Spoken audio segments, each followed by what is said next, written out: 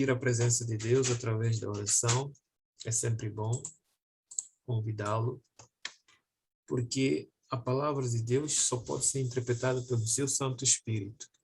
E é o seu Espírito quem nos dá a capacidade de compreensão. Vamos orar. Nosso eterno Deus, nosso Pai, louvado seja o teu nome, Senhor, pela tua bondade, tua misericórdia. Obrigado, Jesus, pelo teu cuidado para conosco durante o dia, livraste-nos do mal, nos deste força para trabalhar, estudar.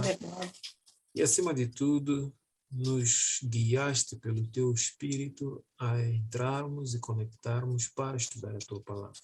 Amém. Queremos pedir uma bênção especial a todos aqui presentes e aqueles que, porventura, poderão ainda estar entrando para assistir este programa.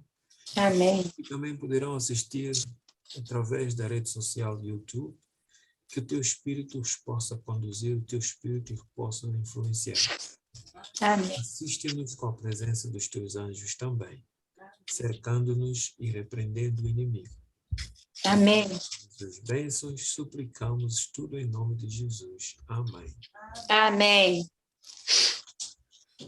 Muito bem, amigos, na semana passada nós estivemos a estudar aqui o tema que falou-nos sobre defendendo o povo de Deus. E nós tivemos o privilégio de perceber que, num determinado momento, quando o povo de Deus estiver apertado,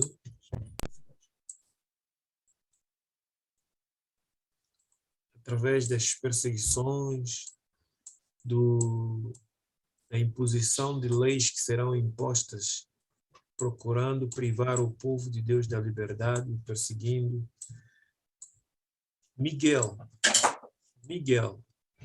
se levantará para defender o seu povo. E também estudamos e vimos que Miguel é Jesus. Então, Jesus é o nosso Salvador e Redentor, meigo e manso, gentil, bondoso e amoroso, doou a sua vida para a nossa salvação. E porque pertencemos a Ele, pela criação e pela redenção, Ele se dispôs a defender o seu povo. Então, virá tempo em que Ele há de se levantar, de acordo com Daniel capítulo 12, verso 1, que nos diz que naquele tempo de angústia, qual nunca houve nações, nunca houve entre as nações, desde que existe, e depois não haverá esse tempo tão angustioso. Nesse tempo, Miguel se levantará.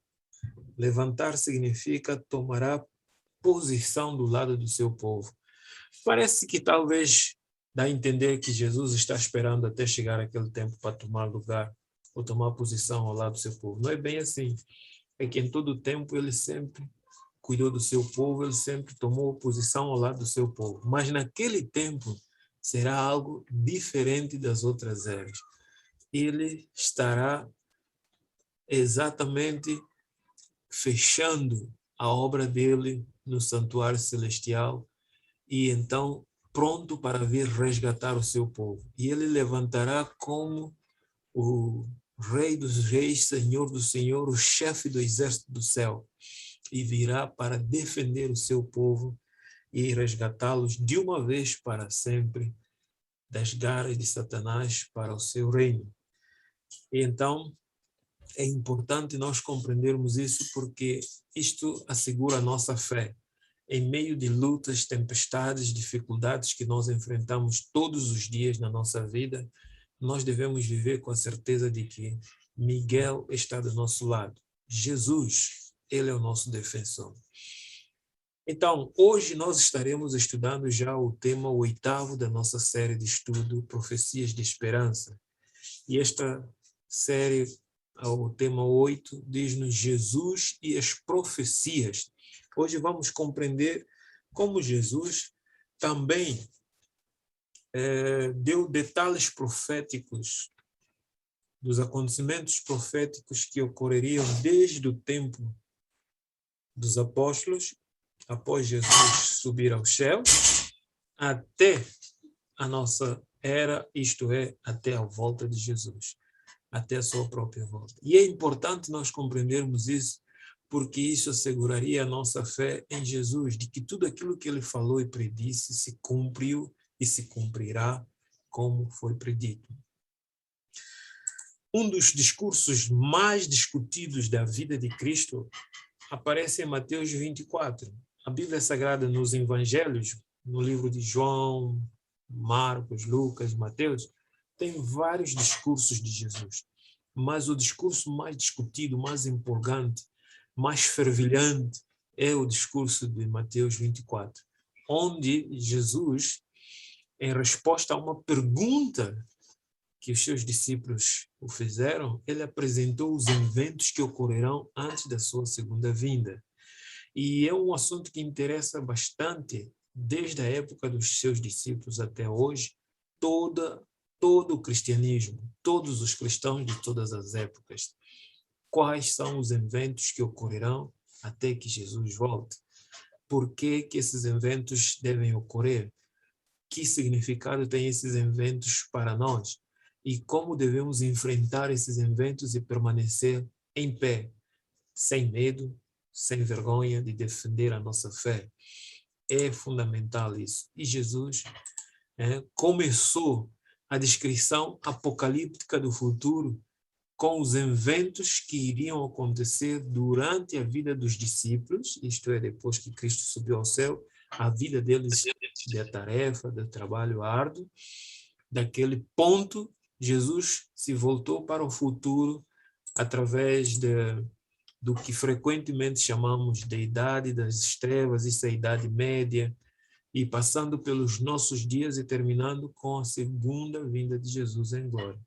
Então, tudo isso foi descobrido em Mateus capítulo 24, isso é, Jesus apresentou aos discípulos, olha, para a vossa época vai ocorrer esse evento, para a época posterior vai ocorrer isto, e no futuro ocorrerá isto, indicando que eu estou próximo a voltar novamente para resgatar de uma vez por todas este mundo que está perdido na mão de Satanás. Aqui tem uma pergunta que nós devemos começar a compreender, é o sermão apresentado por Jesus, uma vez que era um sermão que ele estava fazendo, um discurso que ele estava fazendo em Mateus 24. Para que livro do Antigo Testamento Jesus começou a apontar que mencionava os eventos que estavam relacionados com a época dos discípulos? Que livro? Em Mateus 24, verso 15, eu vou convidar alguém que queira ler, Mateus 24, verso 15, vou pôr na tela, mas se tiver sua Bíblia também, pode ler e confirmar. Mas vamos lá. Mateus 24, 15. Quem quer se oferecer em ler? Eu.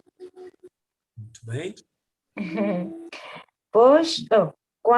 Quando, pois, verdes que a abominação da desolação e de que falou o profeta Daniel está no lugar santo. Quem lê, entenda.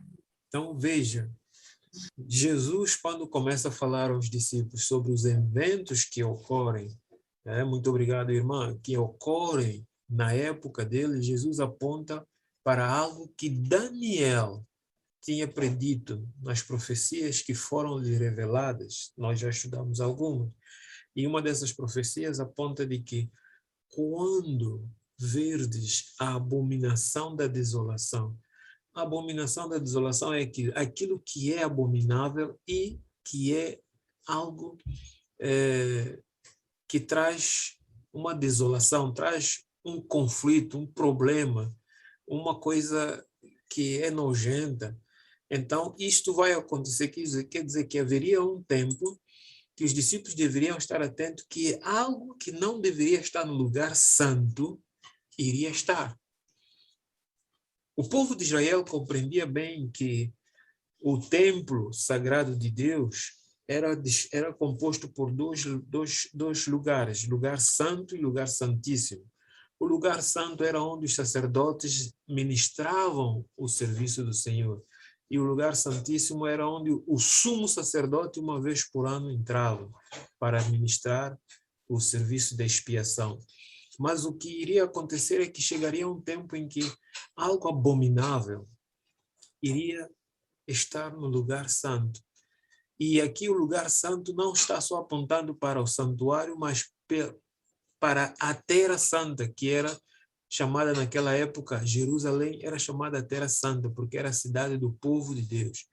E então, ao ver algo abominável dentro da cidade de Deus, que representava um lugar santo, eles deviam entender que estava a aproximar uma desolação, uma crise, uma destruição. E eles deveriam aproveitar para sair desse lugar, porque quando essa desolação chegasse, ia ser algo terrível. Então, compreendendo melhor, esta referência de Jesus citando o livro de Daniel, né, demonstra que Jesus, ele pessoalmente acreditava na sua existência, na existência de Daniel como um personagem histórico, profeta e autor do livro que leva o seu nome. Existem muitas pessoas que não acreditam em Daniel ou nos escritos de Daniel como algo real e às vezes especulam sobre Daniel. Mas Jesus, ele cita Daniel. E Daniel viveu cerca de aproximadamente 600 anos antes de Cristo ter vindo a esta terra como um homem. E Jesus cita. Isso quer dizer que Jesus e Daniel estavam interligados, estavam interagindo. Aquilo que foi escrito no livro de Daniel também tinha cumprimento na vida de Jesus, porque foi exatamente no livro de Daniel que é descrito a profecia das 70 semanas. Nós já estudamos isso nas lições anteriores. E na profecia das 70 semanas apontava para o momento em que Jesus deveria aparecer nesta terra como o Messias, o libertador. Então faz sentido Jesus indicar aos discípulos que, olha, chegaria um tempo que aquilo que Daniel profetizou iria acontecer no lugar santo. E quando vocês verem essas coisas acontecer, preste atenção, entenda. É momento de decisão, é momento de vocês agirem orientados pelo Espírito Santo, fugir desse lugar, abandonar esse lugar, porque vai vir uma desolação, vai vir uma catástrofe. E, queridos amigos, à medida que se aproximavam os acontecimentos preditos, era essencial que o povo de Deus compreendesse o que havia sido revelado. E nesse capítulo, Jesus revela o cumprimento histórico do quarto poder mencionado por Daniel. Se não esqueceram, lembram de que nas profecias de Daniel falamos sobre 4 poderes representados pelos metais que o rei Nabucodonosor tinha visto em sonho numa estátua, e também representados pelos 4 animais espantosos, né, diferentes, que Daniel viu em visão. Esses poderes eram a Babilônia, que representava a cabeça de ouro e o leão, e depois tinha o Medo-Persa, que representava o peito de prata e o urso, com 3 costelas. Depois veio a Grécia, que representava o ventre de bronze e o leopardo de 4 cabeças e 4 asas. E depois tinha o quarto reino, que era o reino que representava os pés de ferro da estátua, e nos animais era um animal terrível e espantoso, que quebrava tudo, esmiuçava tudo. Então, esse quarto reino era um reino que, na profecia de Daniel, que dizia que quando virdes a abominação da desolação no lugar santo, era o reino que viria e destruiria o templo de Jerusalém. Isto é, os romanos, né, que representavam esse animal espantoso, eles estavam agindo sob o poder do dragão, Satanás. Então, chegaria um tempo em que eles viriam e destruiriam a cidade de Jerusalém, que era considerada o lugar santo, a cidade santa. Mas antes deles chegarem a destruir, eles faziam uma primeira manifestação, isto é, um primeiro cerco a essa cidade. E depois retirariam-se. E a história confirma isso, que eles fizeram um primeiro cerco e depois retiraram. E então Jesus diz, quando você vê essa abominação, entenda, algo eminente está para acontecer. E a primeira vez que eles fizeram um cerco a Jerusalém foi considerado a abominação que estava tocando no lugar santo. Então, o povo de Deus, que estava atento à profecia e aquilo que Jesus indicou, compreendeu que em breve viria a desolação.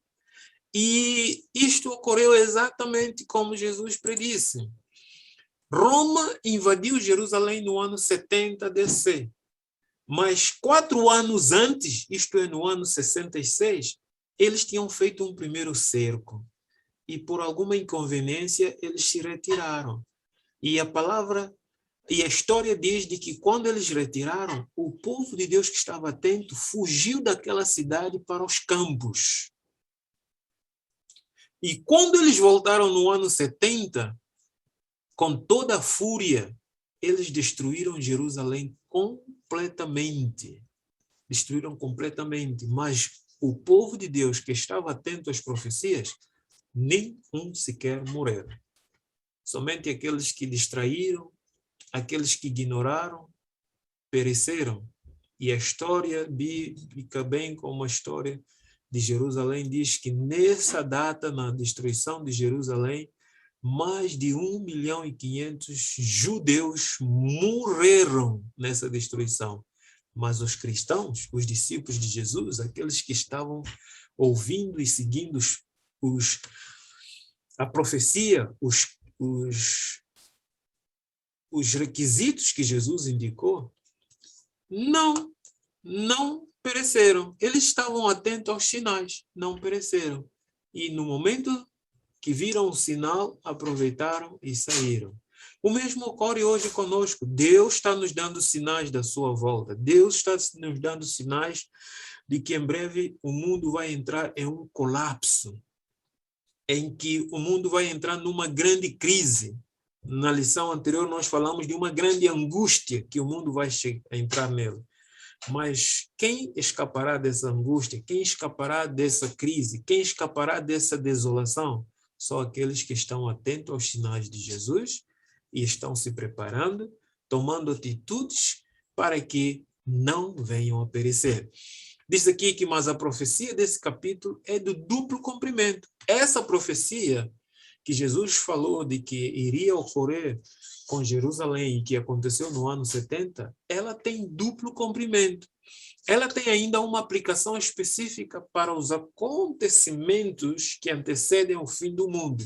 Isto é, as coisas que ocorreram naquela época vão se repetir novamente no nosso tempo, mas com uma amplitude maior, uma dimensão universal. Então, podemos dizer que aquilo que ocorreu no ano 70 em Jerusalém era um protótipo ou um ensaio daquilo que irá acontecer um pouco antes da volta de Jesus. Para compreender melhor o que aconteceu, eu vos aconselharia, se calhar não, a ler o livro Grande Conflito, o Grande Conflito. Eu vou fazer questão de colocar aqui no chat. Vocês poderão fazer o download e procurar ler esse livro que é muito bom, um livro muito especial. Eu gosto de ler e já li várias vezes esse livro. É um livro Grande Conflito. O primeiro capítulo desse livro conta a história completa do que aconteceu no ano 70 em Jerusalém. Tomem tempo para ler esse livro. É um livro extraordinário que nos prepara para o tempo em que nós vivemos hoje. E todo aquele que buscar conhecer o que está escrito nesse livro não vai ficar surpreso com as coisas que vão acontecer. O Grande Conflito está aqui postado no chat. Se você fizer um clique nele, vai fazer download para o seu telemóvel ou computador e você pode ler o primeiro capítulo desse livro. Leia com atenção, vai ver a descrição do horror daquilo que ocorreu no ano 70. E então, multiplique ele quantas vezes puder para compreender o que há de acontecer antes da volta de Jesus e por que eu e você devemos estar preparados para enfrentar essa grande crise. Então temos aqui uma pergunta que foi feita a Jesus. Os discípulos de Jesus, quando ouviram esse relato daquilo que iria ocorrer com o templo de Jerusalém, eles ficaram atônitos. Eles perguntaram: Senhor, mas será que essa situação está ligada com a sua vinda? Porque para o tempo dos discípulos, ouvir de Jesus dizer que o templo ia ser destruído por completo e arrasado até os fundamentos ou alicerces, isso ficou-lhes algo levou-lhes até um pavor. E eles ficaram olhando para Jesus, e quando subiram com Jesus lá para o Monte das Oliveiras, eles disseram: Jesus, diz-nos algo, né? Diz-nos algo. Que pergunta eles fizeram a Jesus? Mateus 24, verso 3, tem a pergunta. Alguém quer ler? Quer ler alguém? Mateus 24, verso 3. Ok? Eu vou ler. Então aqui diz: no Monte das Oliveiras achava-se Jesus assentado quando se aproximaram dele os discípulos em particular. Veja que essa pergunta não foi feita em público, foi feita em particular. Jesus e os discípulos. E lhe pediram: diz-nos, quando sucederão estas coisas e que sinal haverá da tua vinda e da consumação dos séculos? Veja, os discípulos relacionaram aquela profecia de que Jerusalém seria destruído, a desolação, a abominação da desolação que o profeta Daniel profetizou iria ocorrer. Eles relacionaram com o fim do mundo. Eles disseram: isso só pode ser o fim do mundo, Jesus. Diz-nos o que vai acontecer até chegar esse tempo e como será o fim. E aqui nos diz que Jesus, a pergunta dos discípulos a Jesus implicava 3 factos. O primeiro facto é a queda de Jerusalém, foi o que Jesus tinha lhes dito e que levou-lhes a perguntar quando é que vai acontecer isso. O sinal da vinda de Jesus, o sinal do fim dos tempos.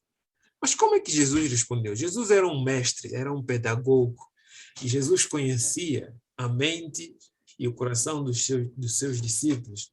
Então, a resposta de Jesus foi essa. Jesus não respondeu na ordem da pergunta dos discípulos, não na ordem cronológica como eles queriam, mas ele respondeu nesta ordem. Primeiro ele começou a falar dos sinais do fim dos tempos, depois ele mesclou com a queda de Jerusalém e depois ele indicou o sinal da sua vinda.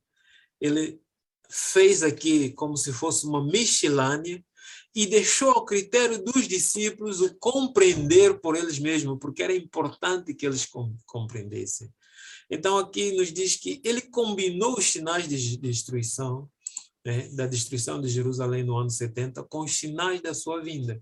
E houvesse Jesus desenrolado perante os discípulos os eventos futuros, conforme Jesus estava vendo como Deus, ele tem uma visão que nós não temos, ele consegue ver o futuro, ele sabe o futuro, não só consegue ver, mas ele sabe o que é o futuro. Então, ele, se respondesse os discípulos com esses detalhes que os discípulos perguntaram, os discípulos não iriam suportar esse cenário, esse espetáculo. Então, Jesus, na sua misericórdia, associou a descrição das 2 crises, da crise da destruição de Jerusalém, na época dos discípulos, com a situação que tem a ver com o mundo inteiro no decorrer da história do mundo até a volta de Jesus. Para quê? Deixando para eles o exercício de procurar o significado por suas próprias palavras. É isso que a Bíblia Sagrada nos ajuda. A Bíblia Sagrada é um livro que ela nos dá a liberdade de compreender por nós mesmos. Depois que você recebe o ensino da palavra de Deus com um instrutor, é teu dever também compreender por você mesmo, orar, estudar, pedir a luz do Espírito Santo para que você entenda por você mesmo, de modo que não venha ninguém que te engane. O maior problema de muitas pessoas e religiões hoje é que as pessoas deixam de ler a Bíblia, deixam de estudar a Bíblia, deixam de examinar a Bíblia para somente ouvir o que os outros dizem. Este é um grande perigo, porque muitas vezes essa pessoa pode dizer algo que não é verdade. Essa pessoa pode mesclar a verdade com a mentira e você acreditar porque você não examina por você mesmo.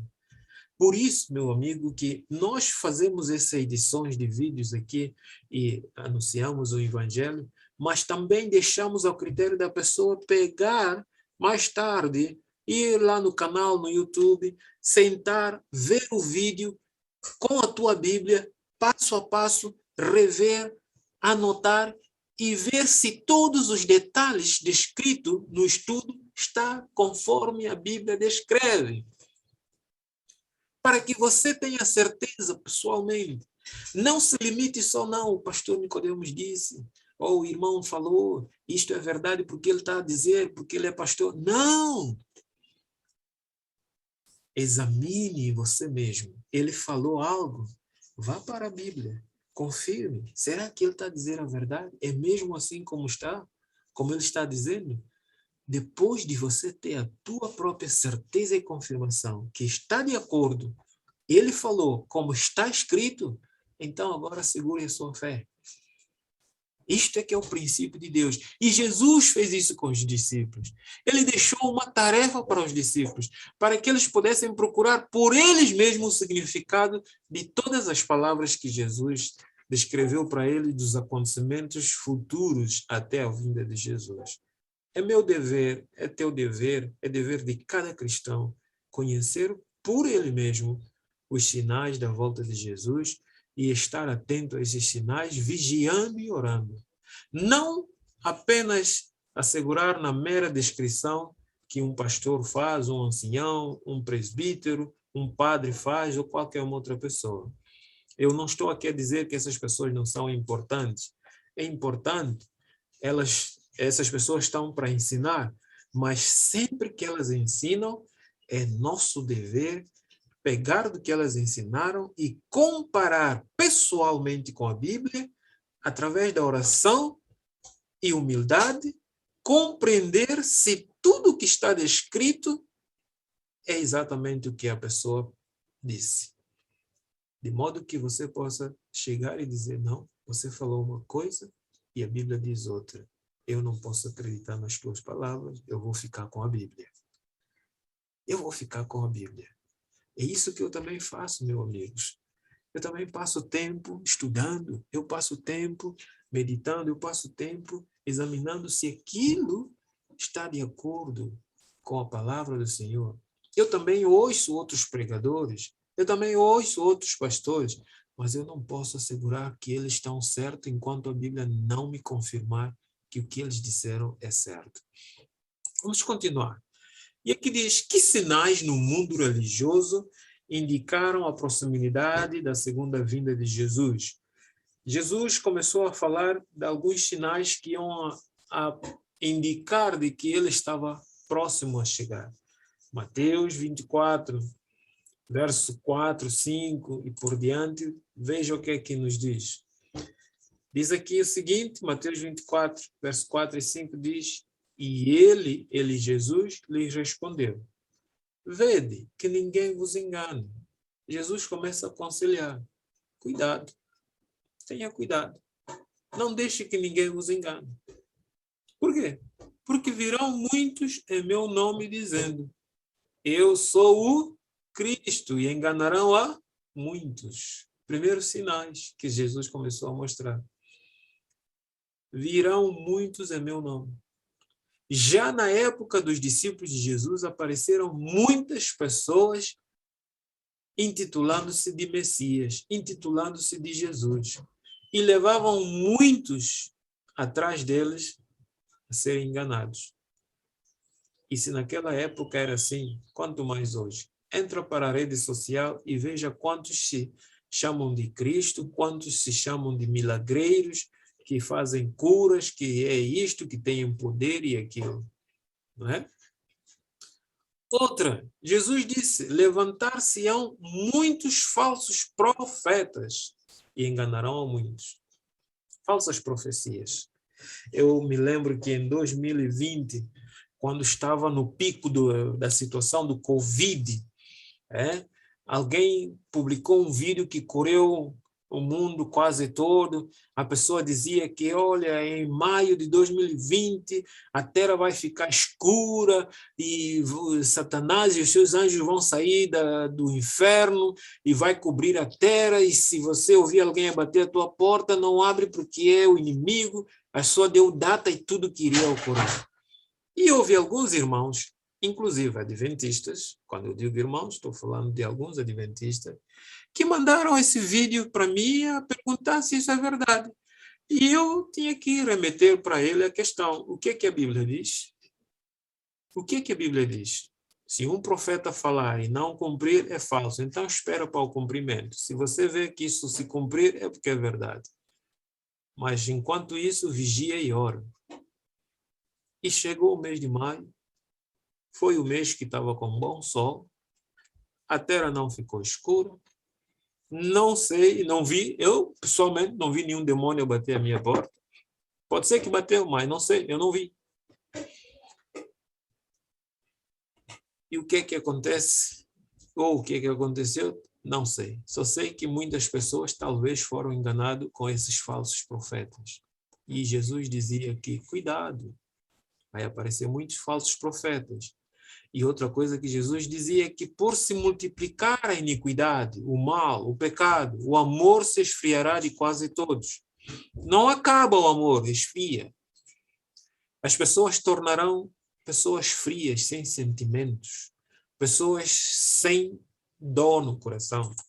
Mas Mateus 24, Jesus dizia, porque surgirão falsos cristos e falsos profetas operando grandes sinais e prodígios para enganar, se possível, os próprios eleitos de Deus. Ou aquelas pessoas que aceitaram Jesus como Salvador, poderiam correr o risco de ser enganados por causa dos milagres. Entra no YouTube e vê quantos milagres são feitos diariamente no mundo religioso. O único milagre que eles não conseguiram fazer é curar pessoas de Covid. Quando deu Covid, os milagreiros acabaram. Mas eles estão a voltar de novo. Os milagreiros.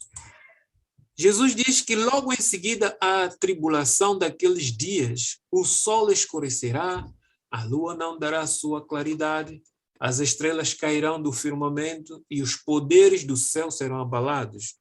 Queridos amigos, essa expressão, logo em seguida à tribulação daqueles dias, Jesus estava a referir-se ao período de 1260 dias ou ano, na profecia, um dia comparado a um ano, da supremacia papal, que terminou em 1798. Nós já estudamos sobre isso. Esse período que é chamado na história de Idade das Trevas, começou no ano 538 a 1798. Onde o poder papal perseguiu, roubou das pessoas a intelectualidade, matou pessoas.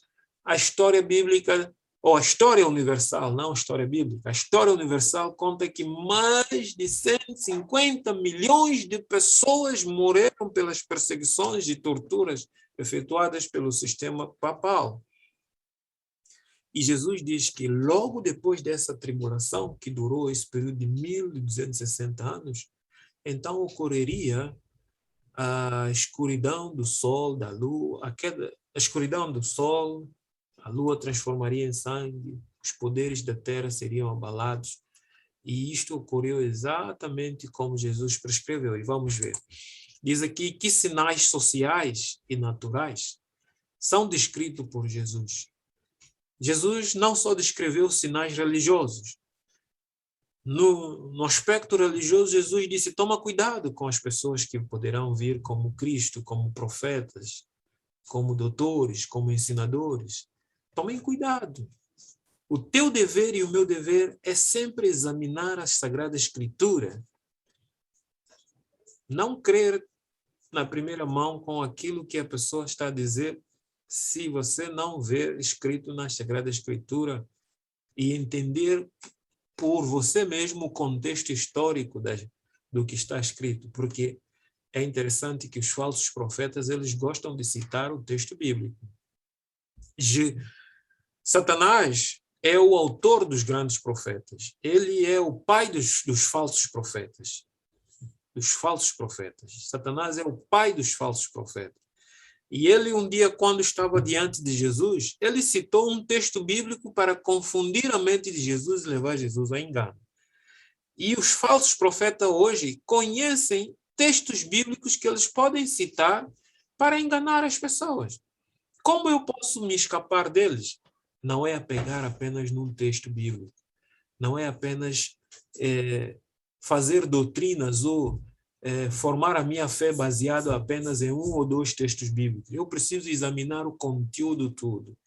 Imagine que alguém vem me dizer que os mortos, quando morrem, vão para o céu, porque a Bíblia conta a história da parábola do Lázaro, que quando morreu, ele foi para o inferno, e ele viu o rico morreu, foi para o inferno, e o Lázaro subiu para o céu.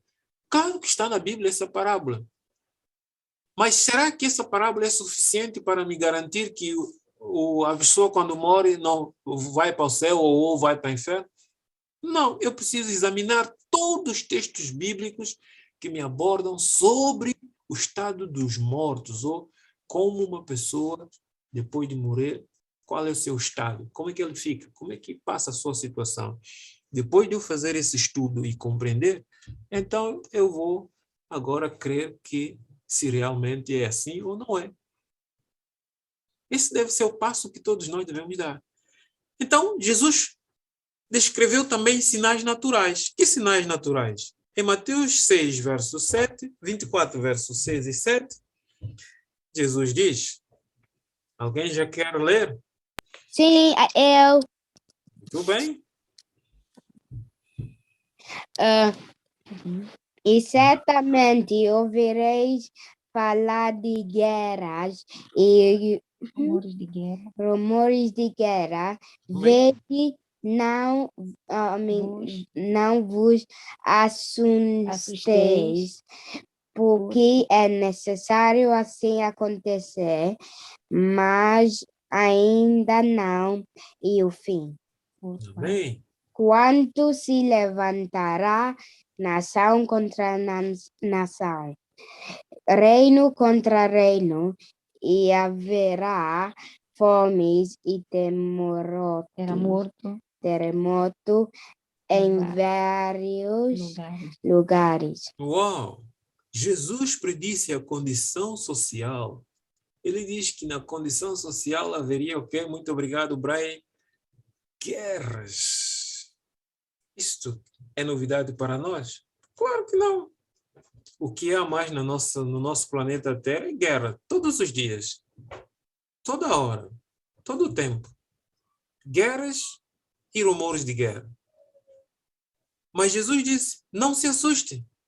Isto deve acontecer, mas não é o fim. O fim deste mundo, o fim deste planeta, não vai ser com a guerra.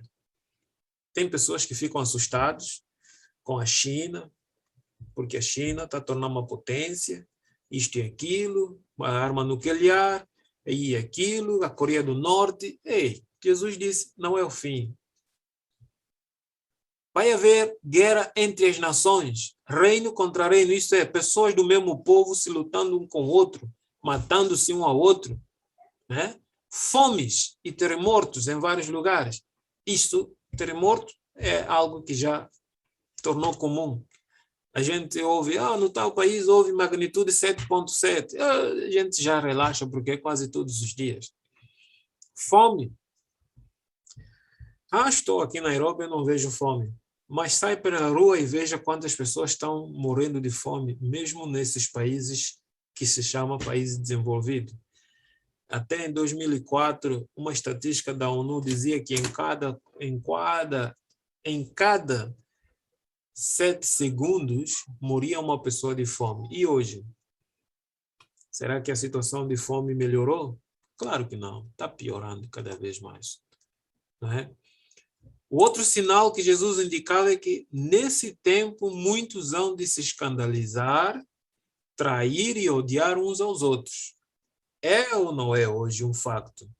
Quantas pessoas não se odeiam um ao outro? Quantas pessoas não se matam um ao outro? Queridos amigos, através desses sinais descritos por Jesus no mundo social, podemos perceber que antes de sua vinda, o mundo estaria envolvido em guerras locais e entre as nações, a fome crescendo a vida de muitos, traição e ódio entre as pessoas estariam na ordem do dia. Abre o noticiário e a gente vê isso. Essa semana eu tive a ver algo, bem, nem vale a pena falar porque aqui tem crianças. São coisas horríveis, terríveis, espantosas. Pessoas cheias de ódio no coração. Traição entre famílias. Marido traindo esposa, esposa traindo maridos, amigos traindo-se um ao outro. Coisas terríveis. O apóstolo Paulo amplia-nos, descrevendo as circunstâncias que antecedem a volta de Jesus. Ele traz ainda outros detalhes desse tempo tão difíceis que nós estamos vivendo, onde nós vemos pessoas egoístas, avarentas, indivíduos blasfemando de Deus.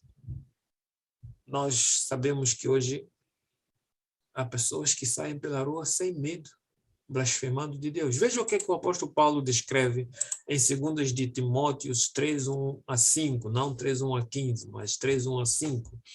Tá? Veja o que diz. Ele diz aqui, sabe, porém, isto, que nos últimos dias sobrevirão tempos trabalhosos. Tempos trabalhosos aqui não é porque o trabalho vai ser difícil, o trabalho vai ser pesado. Olha, meu amigo, o trabalho no tempo do apóstolo Paulo era mais pesado do que hoje. Acredita-me que era mais pesado do que hoje. Sabe por quê? A tecnologia que hoje nós temos, eles não tinham. Se calhar alguém que era camponês no tempo do apóstolo Paulo se compara com o camponês de hoje que tem tratores, tem sistema de rega. Se calhar a pessoa que trabalhava na cidade de Jerusalém e a pessoa que hoje trabalha numa cidade tem a ver com aquele tempo que não tinha ônibus, não tinha transportes. Os tempos trabalhosos que aqui o apóstolo Paulo está dizendo é tempo difícil que nós não conseguimos lidar com as situações que ocorrem. São situações horríveis. Veja o que ele diz, porque haverá homens amantes de si mesmo. Homens egoístas, amantes de si mesmo, só têm gosto por ele mesmo. Avarentos. Avarentos são pessoas que não abrem a mão para doar aos outros. Presunçosos, pessoas que desconfiam de tudo. Soberbos, pessoas soberbas, por tudo e por nada faz confusão. Blasfemos, que blasfema de tudo. Desobediente a pais e mães, está a referir aos filhos, às crianças. Ingratos, filhos que não reconhecem os pais como alguém. Profanos, sem afeto natural, irreconciliáveis, caluniadores. Veja a condição das pessoas. Cruéis, sem amor para com os bons, traidores, obstinados, orgulhosos, mais amigo dos deleites, tendo a aparência da piedade, mas negando a eficácia dela. E o conselho do Senhor é: destes afasta-te. Afasta dessas pessoas. Mas, infelizmente, não é isso que ocorre. Nós sabemos que as pessoas gostam mais de estar nesses ambientes, né? Então, veja que o apóstolo Paulo, ele descreveu essa condição e é algo tão real que nós vemos hoje. Diz que, entretanto, Jesus advertiu aos primeiros cristãos que essas coisas eram apenas o princípio de dores e não um sinal de que o mundo se acabaria imediatamente. Então, se isso eram os princípios de dores, que sinal é que nos aponta de que realmente Jesus está chegando? E aquilo eram passos para indicar que Jesus estava próximo, mas que sinal nos indica que realmente, olha, ele já está chegando? É a pergunta que foi feita a Jesus também. Que sinal indica que estamos vivendo o tempo do fim? Mateus 24, verso 14. Queridos amigos, aqui está. Aqui está. Diz a palavra do Senhor: e será pregado este evangelho do reino por todo o mundo para testemunho a todas as nações, então virá o fim. O fim não virá com a guerra. O fim não virá com o ódio das pessoas uns contra os outros. O fim não virá quando as pessoas estiverem blasfemando de Deus. O fim virá quando o evangelho ser pregado a todas as nações. É isso que Apocalipse 14 nos diz. Veja o que é que diz. Vi outro anjo voando pelo meio do céu, tendo o evangelho eterno para pregar aos que assentam sobre a terra. Outras versões diz os que habitam. E a cada nação, e tribo, e língua, e povo, dizendo em grande voz: temei a Deus e dai-lhe glória. Pois é chegada a hora do seu juízo, e adorai aquele que fez o céu e a terra e o mar e as fontes das águas. A mensagem deve ser pregada para que todas as nações, todas as línguas. Talvez esta é a motivação que me faz cada quinta-feira, cada quarta, cada sexta, estar aqui pregando a palavra do Senhor.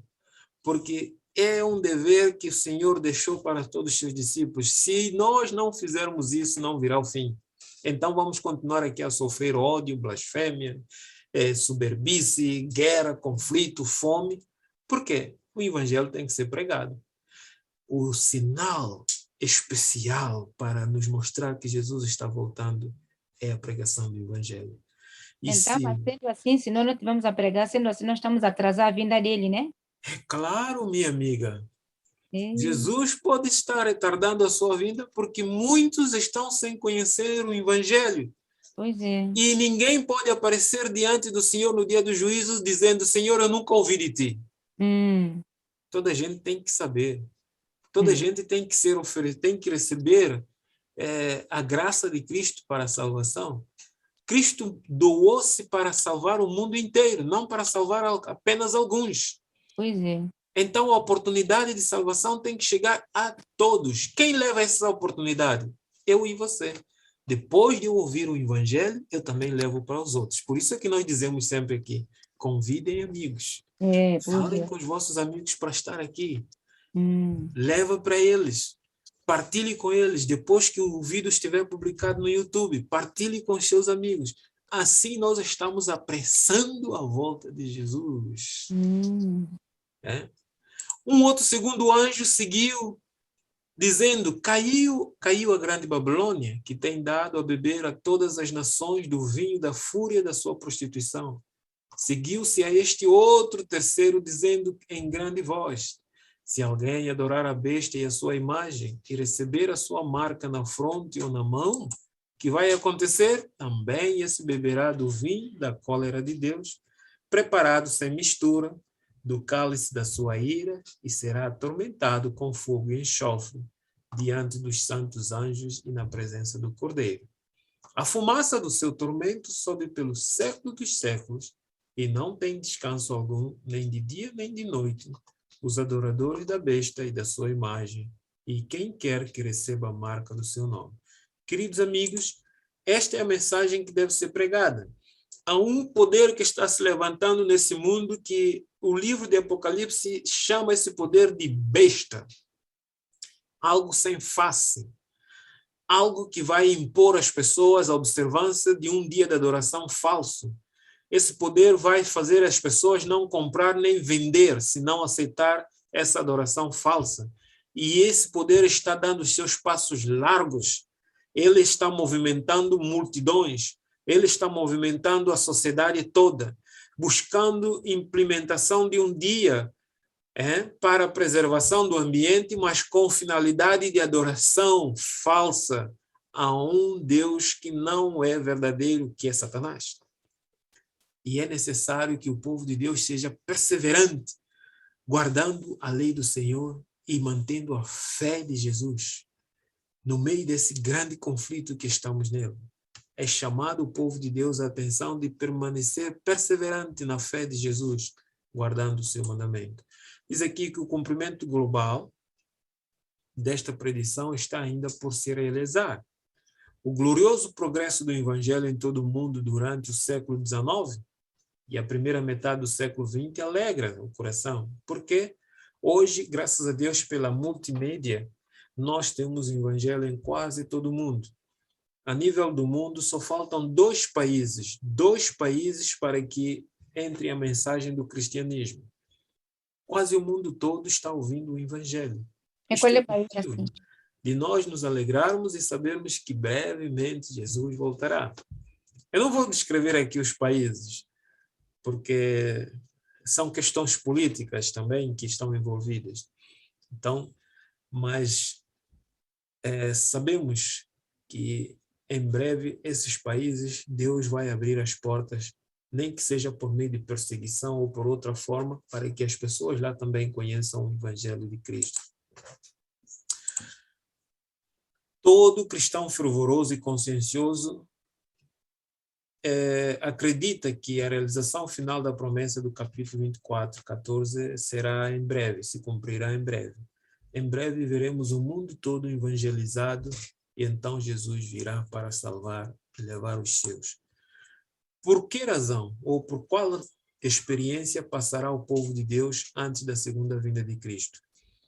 Que situações o povo de Deus enfrentará? Mateus 24, versos 21 e 22, diz o seguinte: porque nesse tempo haverá grande tribulação, como desde o princípio do mundo até agora não tem havido e nem haverá jamais. Nós já falamos isso na lição anterior. Não tivessem aqueles dias sido abreviados, ninguém seria salvo. A situação será tão precária, tão difícil, tão dolorosa, que se Jesus não abreviasse os dias dessa tribulação para serem mais rápidos, ninguém se salvaria. Mas por causa dos escolhidos, tais dias serão abreviados.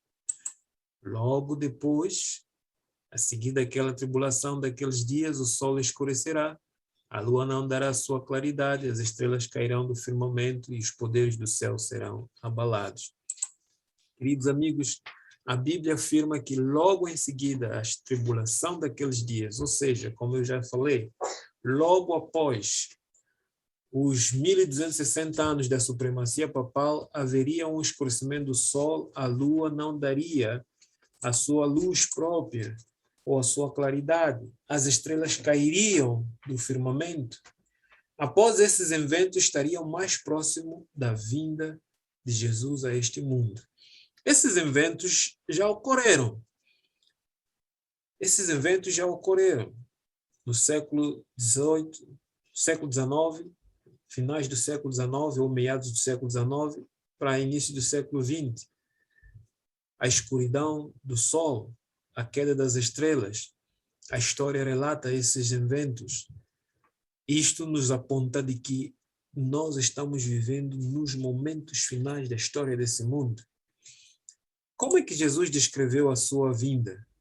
Jesus não deixou para nós tentarmos ou imaginarmos como será a sua vinda. Ele pessoalmente descreveu como será. Sabe por quê? Lembra que ele disse que iria aparecer falsos cristos?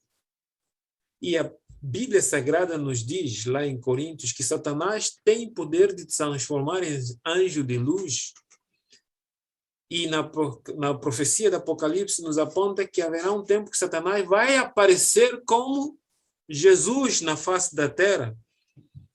Então era necessário que Jesus descrevesse detalhadamente como é que ele vai aparecer, como é que ele virá, para que você possa não cair no engano quando Satanás aparecer.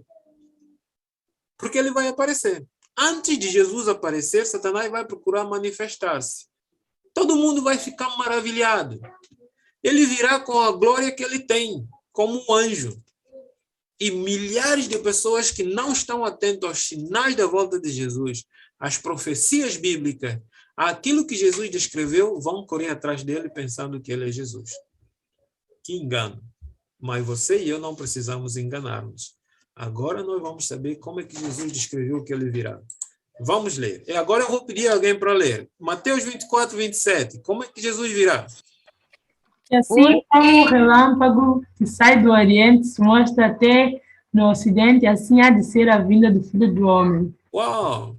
Porque assim como o relâmpago sai do Oriente, o relâmpago, quando está a chover ou quando as nuvens negras estão se cruzando com o outro, ele se manifesta num lado da terra e nós podemos observá-lo do outro lado. Ninguém fica excluído, né? E Jesus diz, assim como o relâmpago mostra ou sai do Oriente e mostra no Ocidente, assim vai ser a vinda dele. É a primeira coisa. Jesus não virá de forma invisível. Tem algumas religiões que dizem que Jesus virá de forma invisível. Ou algumas pessoas acreditam que Jesus e que as pessoas que vão para o céu vão ser arrebatadas, ninguém vê elas. Mentira. Jesus disse, como o relâmpago sai no Oriente, mostra no Ocidente, assim será a vinda do Filho do Homem. Mas só isso é suficiente? Não. Jesus diz mais algo. Ele esclarece mais algo. Agora quem vai ler, outra pessoa? Mateus 24, 30 e 31. Então aparecerá no céu o sinal do Filho do Homem. Todos os povos da terra se lamentarão e verão o Filho do Homem vindo sobre as nuvens do céu com poder e muita glória. Ele enviará os seus anjos com grande clangor de trombeta, os quais reunirão os seus escolhidos dos quatro ventos de uma a outra extremidade dos céus. O que é clangor? Uau! Veja o que aqui nos diz. Depois que Jesus disse que como o relâmpago sai no Oriente, mostra no Ocidente, ele virá, ele descreve. Como é que é isso? Ele disse que vai aparecer um sinal no céu, um sinal do Filho de Deus vai aparecer. Todos os povos da terra, não é uma só pessoa, mas todos os povos da terra se lamentarão. Lamentarão por quê? Porque não prepararam. Não decidiram entregar a vida a Jesus e se preparar para a volta de Jesus. Todos vão se lamentar. Por quê? Porque vão ver Jesus a vir sobre as nuvens. Ele virá sobre as nuvens. Com mais o quê? Com poder e muita glória. E mais o que é que ele virá com ele? Com os seus santos anjos, que ele vai enviar para vir a essa terra com clangor de trombeta. Isso é, com soar de trombeta, com poder de trombeta. Jesus, quando vier, ele não vai colocar os seus pés aqui na terra, ele vai ficar sobre as nuvens. E os seus anjos é que vão descer a essa terra, recolher todos os escolhidos de Jesus que estão nos quatro ventos da terra. Quatro ventos da terra, nós sabemos que é norte, sul, este, oeste. Isto é plenitude, significa plenitude. Isso é todos os filhos de Deus que estão em todas as partes, todos os cantos dessa terra. Os anjos vêm e vão recolher eles, segurá-los na mão e levá-los ao encontro de Jesus nos céus. Satanás não vai poder fazer isso. É por essa razão que você precisa conhecer essa verdade. Porque quando Satanás aparecer aqui na terra, ele não vai aparecer sobre as nuvens. Ele vai aparecer com glória, fazendo milagres, curando, fazendo tanta coisa, mas não vai aparecer nas nuvens. Ele não pode vir com os seus anjos. Não pode. Deus não vai permitir ele fazer isso. Então, quando você ver algo manifestando-se que é contrário àquilo que está escrito aqui na palavra do Senhor, saiba que é engano de Satanás. E você deve manter firme. Não vá atrás. Não vá. Queridos amigos, o salmista Davi declara: vem o Senhor nosso Deus e não guarda silêncio. Deus não vem com silêncio. Então, aquela teoria que algumas pessoas dizem que Jesus já veio, está aqui na terra a andar, ou que algumas pessoas vão ser arrebatadas e eu estou a andar com alguém, de repente eu não vejo mais, onde é que está a pessoa? Isto é mentira do diabo. Jesus não vem em silêncio, ele vem com soar de trombeta dos seus anjos, tocando, anunciando a sua vinda. E mais, Apocalipse diz, eis que vem com as nuvens e todo olho o verá. tudo. Tudo ouro. Será que eu tenho motivo de duvidar de Jesus? Não. O apóstolo João declara que os que morreram em Cristo farão parte da primeira ressurreição, que é a ressurreição da vida. De acordo com João 5, 28 a 29, ocorrerão duas ressurreições.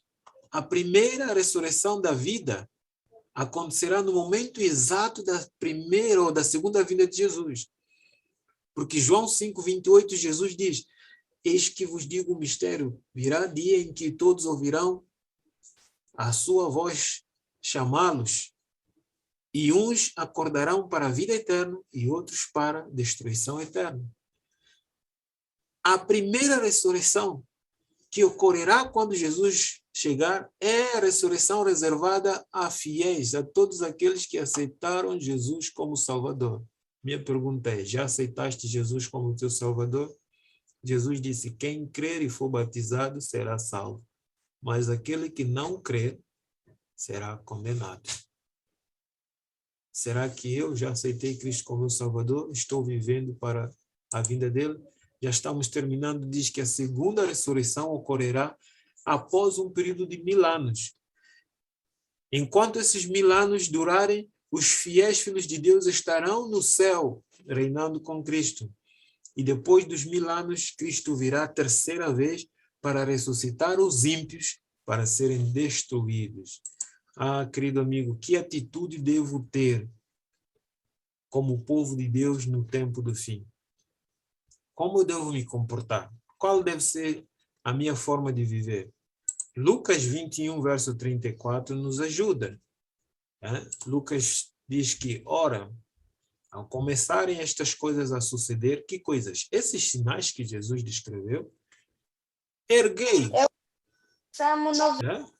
Erguei a vossa cabeça, exultai, porque a vossa redenção está próxima. A nossa redenção está próxima. Em Lucas 21, 34, Jesus diz: acautelai-vos por vós mesmos, para que nunca vos suceda que o vosso coração fique sobrecarregado com as consequências da orgia, da embriaguez e das preocupações deste mundo, e para que aquele dia não venha sobre vós repentinamente como um laço. Fiquem cautelosos. Hoje as pessoas vivem tão preocupadas com isso. Eu quero ter isso, eu quero ter aquilo, que eu vou comprar isso, eu vou não sei o que, trabalho daqui, quem tem 5 trabalhos tem, quem tem 10 tem. E a hora da preparação, a hora de estar vigilante aos sinais da volta de Jesus está passando. E o que vai acontecer? Jesus aparecerá e essa pessoa estará sem preparo, fugindo da presença e da glória de Jesus. Este não é o vosso caso, porque vocês deixaram o vosso trabalho, o vosso tempo talvez de estar a descansar, para estar aqui. Por isso, bem-aventurados sois vós. Mas Jesus diz: vigiai, pois, a todo tempo, orando. Quer estar preparado para a volta de Jesus? Fique vigilante. Tenha o teu tempo de oração. Tenha o teu tempo de meditação. Não saia da sua casa sem orar, sem ter o teu tempo de meditar na palavra de Deus. Não faça isso, porque você não sabe se neste dia Jesus vem, ou talvez se a morte lhe bate à porta. E qual será a tua vida quando Jesus se manifestar? Então aqui diz: vigiai a todo tempo e orando para que possais escapar. Olha o segredo para escapar. Não é fugir para campo, porque está aí fazer cabana no campo. É bom ir para o campo. É o melhor lugar que nós devíamos viver. Não é fugir para o deserto. É orar e vigiar. Estar atento. Meditar na palavra do Senhor. Pregar essa palavra aos outros. Assim poderás escapar de todas estas coisas que têm de suceder e estar em pé na presença do Filho do Homem. Amém? Glória a Deus. Mais outro conselho de Jesus: vigiai, pois, porque não sabeis o dia nem a hora. Quem sabe? Ninguém sabe. Jesus disse: nem os anjos no céu sabem, mas somente o Pai. Ah, meus amigos, Os dias em que vivemos são de preparo para a volta do Senhor. Mas nem todos estão se preparando, infelizmente. Infelizmente, nem todos estão preparados. Através da parábola da figueira, Jesus advertiu quanto aos pecados que podem destruir o seu povo antes da sua vinda. A falta de fé. Jesus tinha passado, saindo de Betânia para Jerusalém, encontrou uma figueira, estava com fome. A figueira estava cheia de flores, a mostrar que parecia que tinha comida. Quando Jesus aproxima e vê a figueira, não tinha nada, era só folha. Então Jesus amaldiçoou aquela figueira. E na tarde, quando Jesus regressava, a figueira já estava seca. E os discípulos disseram: Senhor, o Senhor falou essa figueira e ela secou até a raiz. Jesus disse: olha, se vocês tiverem fé, vocês podem até dizer à montanha: saia desse lado para o outro. E vivemos num tempo em que as pessoas estão perdendo fé e estão vivendo mais pelos sentimentos. Elas querem ver algo que faz efeito na vida delas. Querem sentir alguma coisa. Se não sente, então isso não é verdade. A verdade é só quando algo sente. Parece como se fosse um choque elétrico que tomaram e depois agora, sim, agora sim eu sei que Jesus está vindo. Não, não preciso, eu não preciso sentir. Eu preciso olhar para as coisas que estão escritas na Sagrada Escritura e ver os acontecimentos que estão a ocorrer e ter fé e confiança e vigiar e orar, porque sei que Jesus está voltando. Esta deve ser a nossa atitude. Queridos amigos, diante desse conhecimento que aqui tivemos, dessa descrição toda de Jesus e a profecia, como ele descreveu tudo quanto devemos saber para a nossa preparação para o dia do encontro com ele, qual deve ser a tua e a minha decisão? Eu, pessoalmente, já fiz a minha decisão. E cada dia vou renovando essa decisão com Jesus. A minha maior preocupação hoje não é exatamente tudo o que está acontecendo, que foi predito, mas sim como está a minha vida com Jesus, se ele vier hoje ou se eu morrer hoje. Porque as profecias vão cumprir. Mas se no cumprimento dessas profecias eu não estiver preparado, de que vale? Nada. De que vale eu saber de que tudo vai acontecer e eu não ficar preparado? Por isso que a minha maior preocupação é estar cada dia pronto para Jesus. Será que nós cremos que a vinda de Jesus está próxima e estamos vivendo no tempo do fim? Será que cremos? Será que nós cremos que a vinda de Jesus será literal, corpórea e não algo secreto, como nós vimos? Jesus não disse que ele vem no silêncio, ele vem com o soar da trombeta, com o clangor de trombeta. Creiamos nisso. É o nosso desejo nos preparar para encontrar com Jesus, o nosso Salvador? Eu desejo isso. Eu espero que você que está assistindo, aquele que poderá assistir futuramente ou em breve no YouTube, possa também crer. Como está descrito, como está escrito, está se acontecendo, está se cumprindo. Então, é hora de eu vigiar, orar, para poder escapar. Queridos, que Deus possa abençoar-vos e o Senhor possa vos ajudar nessa preparação, e Ele já está ajudando, porque nós aqui estamos mostrando o caminho para nosso preparo, que Jesus descreveu. Já foi uma grande ajuda. Se Jesus fosse para o céu e não descrevesse nada, qual seria a nossa vida? Mas Ele foi tão amoroso que Ele nos disse: olha, vai acontecer isso, assim, você fique pronto, fique atento, porque quando isso acontecer, fica saber que eu estou pronto. Fique pronto para eu também te pegar aqui e levar para cima. Louvado seja Deus que Ele nos deu esse preparo. Que Deus continue nos fortalecendo nessa jornada. Não desistam, tragam mais pessoas. Façam esforço de convidar outras pessoas para estar conosco. Será bem-aventurado, será bem importante, porque as pessoas conhecerão a vontade de Deus. Vamos, no próximo estudo, falar sobre Paulo e as profecias. O que Paulo também descreveu sobre as profecias bíblicas. Ele também foi um profeta, Será que o que ele descreveu está se cumprindo nos nossos dias? É o nosso próximo estudo. E até lá, espero que você faça plano de participar. Faça plano de estar presente. Tome esse tempo para aprender de Jesus, porque em breve estaremos com ele no céu e na eternidade.